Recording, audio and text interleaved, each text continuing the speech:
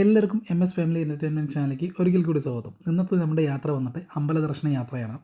അതായത് തല അജിത്തില്ലേ, തല അജിത്തിൻ്റെയും ക്ഷേത്രവും എൻ്റെ അച്ഛൻ്റെ ക്ഷേത്രവും ഒരേ ക്ഷേത്രമാണ്. അതായത് നമ്മുടെ പാലക്കാട് ജില്ലയിലുള്ള ഊട്ടുകുളങ്ങര ഭഗവതി ക്ഷേത്രത്തിലോട്ടാണ് നമ്മുടെ യാത്ര. അവിടെ വർഷം തോറും നടന്നു വരുന്ന ചാന്താട്ട മഹോത്സവത്തിന് വേണ്ടിയുള്ള പോക്കാണ് കേട്ടോ. രാവിലെ എണീച്ച് കാലത്ത് നേരത്തെ തന്നെ ഞങ്ങളവിടെ 6 മണി 6:15 ആകുമ്പോഴേക്കും ഞങ്ങളവിടെ എത്തി. അതിന് മുമ്പ് തന്നെ അമ്മയുടെ അവിടെ നല്ല തിരക്കാണ്. വർഷം തോറും നടന്നു വരുന്ന മഹോത്സവമാണ് ചാന്താട്ട മഹോത്സവം.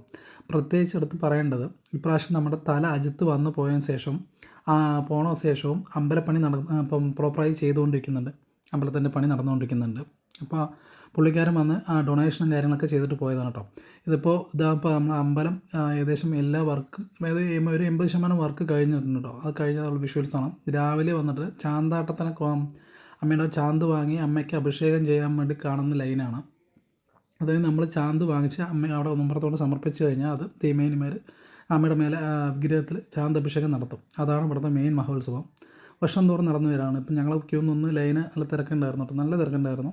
അപ്പോൾ അത്യാവശ്യം ഞാനും അമ്മയ്ക്കും അച്ഛനും ഫാദറും കൂടി പോയി ചാന്തഭിഷേകം വാങ്ങിച്ച് അമ്മയ്ക്ക് മുമ്പുറത്ത് തന്നോ പെങ്ങളും വാങ്ങിച്ച് അമ്മയ്ക്ക് ചാന്തഭിഷേകം നടത്താൻ നിൽക്കുന്ന ലൈനാണ്.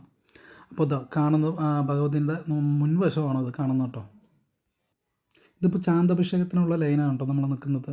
അത് ചാന്ത് ഒഴിക്കുന്നവർ മാത്രമാണ് സെപ്പറേറ്റ് നമ്മൾ ലൈനിലൂടെ പോയിട്ട് അമ്മയുടെ മുമ്പിൽ കൊണ്ട് ചാന്ത് സമർപ്പിച്ച് കഴിഞ്ഞാൽ തിരുമേനി പോയിട്ട് അമ്മയുടെ വിഗ്രഹത്തിൽ സ്വയംഭൂ വിഗ്രഹത്തിൽ ചാന്ത് ഒഴിക്കും. കേരളത്തിൽ തന്നെ ദിവസം തോറും ചാന്താഭിഷേകം നടക്കുന്ന ഒരേ ഒരു ക്ഷേത്രമാണ് ശ്രീകുട്ടുകുളങ്ങര ഭഗവതി ക്ഷേത്രം പാലക്കാട് ജില്ലയിലുള്ളത് കേട്ടോ. പ്രത്യേകിച്ച് അജിത്ത് കാലത്ത് രാവിലെയാണ് വന്ന് പോകാറുള്ളത്. വർഷം തോറും തിരുമേനിയോടൊക്കെ നമ്മൾ ചോദിച്ച സമയത്ത് പുള്ളിക്കാരൻ വരാറുണ്ട്. വരുന്ന തലേ ദിവസം മുമ്പ് വിളിക്കാറുണ്ട്. വിളിച്ച് പറഞ്ഞ ശേഷം വന്ന് പോകാറുണ്ടെന്നാണ് പറഞ്ഞിരുന്നത്. ഇപ്പോൾ ചോദിക്കാൻ പറ്റില്ല കേട്ടോ. ഞാനതിന് മുമ്പ് ചോദിച്ച ഒരു അറിവിൽ പറയുകയാണ്. മുമ്പുള്ള തിരുമേനി, ഇപ്പം തിരുമേനി പഴയ തിരുമേനി നമുക്ക് കാണാൻ പറ്റിയില്ല. ഇത് അതിൻ്റെ അടുത്തുള്ള ഒരു മഹാദേവൻ്റെ ക്ഷേത്രമാണ്. അവിടെയും കൂടെ നമ്മൾ ദർശനം നടത്തി. എന്ന് വെച്ച് കഴിഞ്ഞാൽ നമുക്ക് ടൈം ഉണ്ടായിരുന്നു. നമ്മൾ കാലത്ത് നേരത്തെ പോയി തൊഴുതിയത് കാരണം അമ്മയുടെ അവിടെ ഫുള്ളായി കംപ്ലീറ്റ് ആയി തൊഴുതി വന്ന ശേഷം ശിവക്ഷേത്രത്തും കൂടെ അടച്ചിട്ടില്ല, നട അടച്ചിട്ടില്ല, ഒരു 9 ആയിട്ടുള്ളൂ. അവിടെ സാധാരണ അടയ്ക്കുന്ന ഒരു 10 മണി നമ്മൾ അടയ്ക്കാറുള്ളത്. അപ്പോൾ നമ്മൾ അവിടെയും കൂടെ ഒന്ന് തൊഴുതിയിട്ടാണ് വരുന്നത് കേട്ടോ. പിന്നെ പ്രത്യേകിച്ച് എടുത്ത് പറയേണ്ടത് പാലക്കാട് ജില്ലയിലുള്ള പെരുമ്പുള്ള ക്ഷേത്രത്തിലെ അമ്മയുടെ പ്രത്യേകത പറഞ്ഞാൽ പ്രകൃതി ഭംഗിയാണ്. അടുത്ത് ഫുൾ പാടങ്ങളും അതിൻ്റെ നടുവിലായിട്ട് കുളവും അതിനോട് തൊട്ടടുത്ത് തന്നെ അമ്പലങ്ങളായിട്ടാണ് കേട്ടോ. ഇത് നമ്മളിപ്പോൾ ഞാൻ കണ്ടില്ല, ഫ്രെയിം കണ്ടില്ല, അമ്മയുടെ ഫോട്ടോ ഫ്രെയിം കൂടെ വാങ്ങിച്ചിട്ടുണ്ടായിരുന്നു. ഞങ്ങൾ അതിന് ശേഷം അന്നദാനത്തിന് പോയി. അന്നദാനം എല്ലാവരും കൂടെ ഫസ്റ്റ് പന്തിയിൽ തന്നെ ഞങ്ങൾ കയറാൻ സാധിച്ചു. എന്ന് വെച്ച് കഴിഞ്ഞാൽ ഞങ്ങൾ കാലത്ത് നേരത്തെ വന്നുകൊണ്ട് നമുക്ക് അമ്മയുടെ അന്നദാന പ്രസാദം കഴിക്കാൻ പറ്റിട്ടോ. അപ്പോൾ അതിനുശേഷം ഞങ്ങൾ ചെറിയ കുഞ്ഞ് പർച്ചേസിങ് കഴിഞ്ഞ് വീട്ടിലോട്ട് മടങ്ങുന്ന ഒരു സീനാണ്.